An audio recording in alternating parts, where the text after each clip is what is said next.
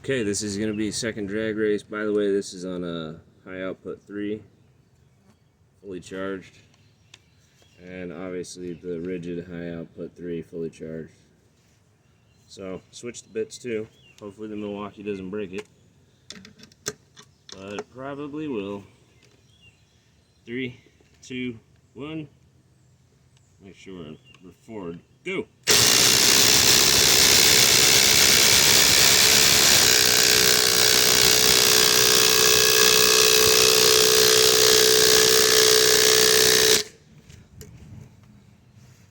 Wow. That's a pretty big difference. And this one's rated at I think 2,200 inch-pounds or something like that. Ridiculous. 23. I don't know, maybe 24. I can't remember.